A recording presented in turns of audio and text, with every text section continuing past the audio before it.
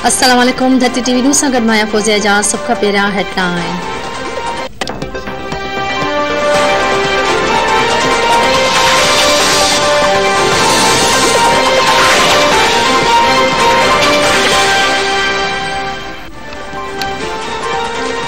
बावीहनि सालनि खां नेब जा तमाशा भोगे रहिया आहियूं। सियासी वफ़ादारियूं तब्दील करण लाइ केस जोड़िया विया। केस जो जवाब ॾियणो पवंदो। अॻूणी वज़ीर आज़म ऐं मुस्लिम लीग नून जे अॻवान शाहिद खाकान अब्बास चयो आहे त मथिन समूरा कूड़ा केस ठाहिया विया। नेब मुल्क खे सभिनी खां वधीक नुक़सान पहुचायो। चेयरमैन नेब खे हिकु ॾींहुं समूरनि केसनि जो हिसाब ॾियणो पवंदो। मौजूदा हुकूमत कारोबार ऐं मईशत खे तबाह करे छॾियो आहे।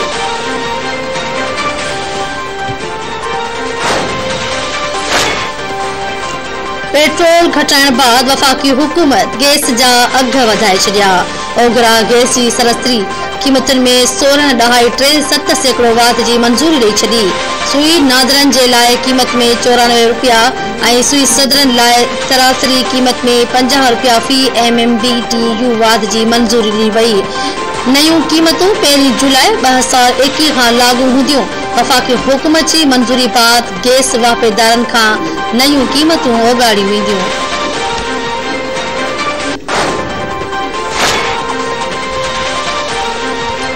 मुल्क में कोरोना विके वधीक 22 मरीज़ हयाती विञाए वेठा। NCOC मूजिब सॼे मुल्क में 34,296 माण्हुनि जा नमूना वरिता विया। वधीक 765 नवनि केसनि जी तस्दीक। हाकारी केसनि जी शरह 2.2% रही। सॼे मुल्क में 981 मरीज़नि जी हालत गणितीअ जोगी।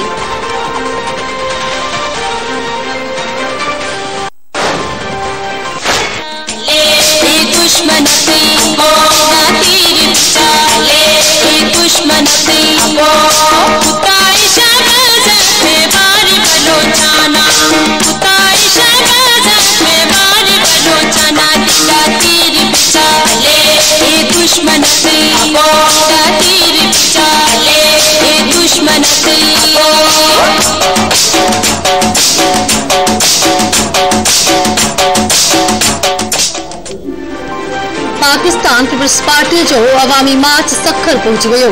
बिरिया, कंडियारे, हालानी, इंगोरचा, खैरपुर ऐं ॿियनि शहरनि ऐं इलाक़नि में पहुचण ते काफ़िले जी शानदार आचिया। PPA जो अवामी मार्च काफ़िलो सखर खां घोटके रवानो थींदो। मार्च में वॾे अंग में जियाला ऐं जियालियूं शरीक। लांग मार्च जंहिं इलाक़नि में गुज़रंदो रहियो उतां माण्हू काफ़िलनि जी सूरत में मार्च में शामिल थींदा रहिया। जीए भुट्टो, जीए बिलावल भुट्टो ज़रदारी जे नारनि जी गूंज। लांग मार्च जे रूट वारनि इलाक़नि खे बैनर, पेना फ्लैक्स ऐं झंडनि सां सिंगारियो वियो। पीपल्स पार्टी जे लांग मार्च जी आजिया लाइ मुख़्तलिफ़ हंधनि ते कैंपूं क़ाइमु थियल।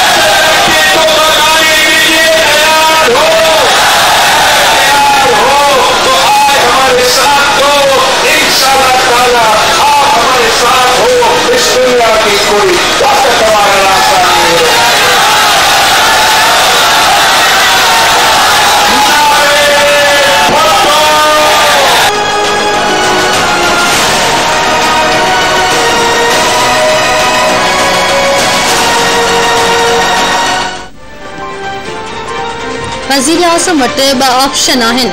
इस्तीफ़ा ॾेई घर हलियो वञे या हिम्मत करे असेंबलीअ में अची मुक़ाबलो करे। पीपल्स पार्टी जे चेयरमैन बिलावल भुट्टो ज़रदारी सखर में लांग मार्च जलसे खे ख़िताब कंदे चयो आहे त हू सिलेक्टेड वज़ीर आज़म खे नथा मञनि। PPA जा जियाला नाअहल जो बंदोबस्त कंदा। इमरान खान सूबनि जे हक़नि ते धाड़ो हयो आहे। अवाम खे पंहिंजो हक़ वापसि ॾियारींदासीं। मुल्क में महांगाई जी शरह तारीख़ी सतह ते आहे।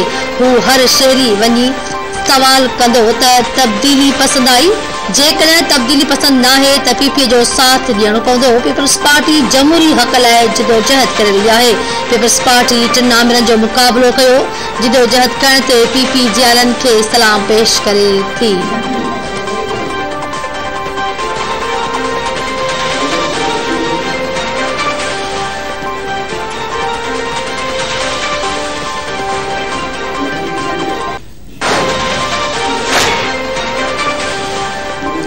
Army chief general Qamar Javed Bajwa जो बलोचिस्तान के इलाके तुर्बत जो दौरो। ISPR मोशूब आर्मी चीफ के बलोचिस्तान की सूरत हाल समेत सरहदी इंतजामन बाबत ब्रीफिंग दी वही। पाक फौज के सरबराह पारां दहशतगर्दी खिलाफ कामयाब ऑपरेशन ते इत्मीनान जो इज़हार। जवानन के बुलंद हौसलन और ऑपरेशनल तैयारियों की वाखाण। आर्मी चीफ तुर्बत यूनिवर्सिटी जो भी दौरो किया। आर्मी चीफ से केच ज़िले की जिंदगी के मुख्तलिफ शोबन से ताल्लुक रखंदड़ मानुन मुलाकात की।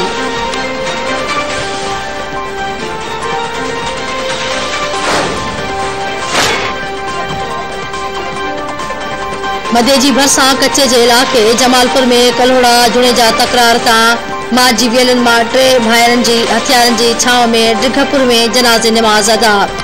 आबानी कब्रिस्तान में तफ्तीन। एक ही घर में 3 जनाजा खजण वक्त कोराम। कलोड़ा और जुणेजा बिरादरी के 2 धुरन में पुरानी तकरार ता झेड़ो में 9 ॼणा मारिजी विया हुआ। माजी वेलन में एक धुर जो मदन जुणेजो, माशूक जुणेजो, आशिक मंगड़ी जो, मिर्जा जुणेजो और अली रजा।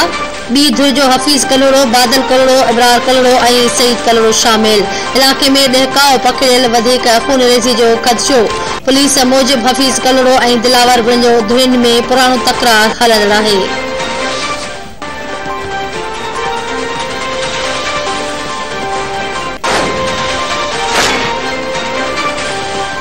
सिंध के मुख्तलिफ इलाकन में मीह जो वसकारो। सखर घोटकी में बरसात बाद मुख्तलिफ इलाकन की बिजली बंद। मीरपुर, माथेलो, डहरकी, आदलपुर, सरहद, खानपुर महर, ओबावड़ो, दाद लगारी, जरवार, कोट लालू, भराए सिटी, भंगो बीहण, बांधी और मेहड़ में बरसात। टंडो मीरली, सुई गैस, पीर वसण, रानीपुर, रुस्तम, करमपुर, ठिकराटो, मरीद शाख, बाडर, गाजी ख्वावणी ॿियनि इलाक़नि में मींहुं पवण सबबि कणिक जे फसल के नुक़सान जो ख़दशो। आबादगार ॻणतीअ में वठिजी विया।